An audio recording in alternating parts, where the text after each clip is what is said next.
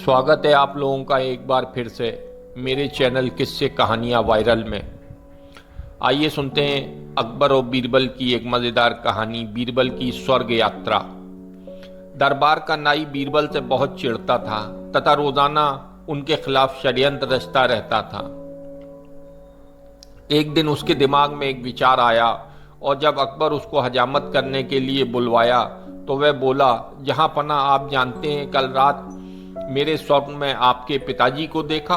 बादशाह ने हज्जाम से पूछा, बताओ वे तुमसे क्या कह रहे थे। वे स्वर्ग में बहुत खुश हैं, लेकिन वे कह रहे थे कि स्वर्ग के सभी वासी अकेले परेशान रहते हैं। वह चाहते थे कि आप वहां पर किसी को भेजें जो उनसे बातचीत कर सके। नाई ने कहा, महाराज बीरबल बड़े मजाकिया स्वभाव के हैं, आप उन्हें स्वर्ग भेज दें ताकि वे आपके पिताजी को खुश रख सकें।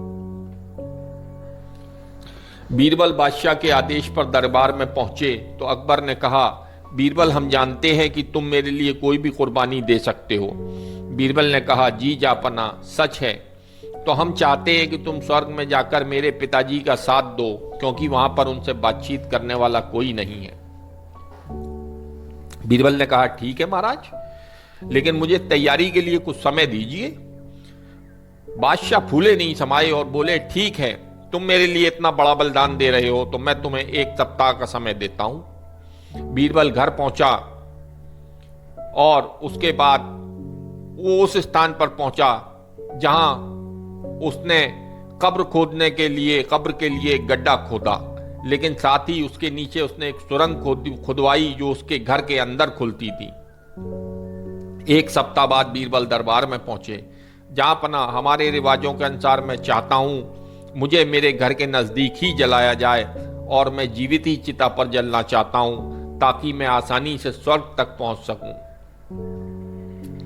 बीरबल को जीवित जलाया गया। यह देखकर हज्जाम की खुशी का ठिकाना नहीं रहा। बीरबल अपनी बनाई सुरंग द्वारा घर में पहुंच गया और घर में ही 6 माह छुपकर बिताए।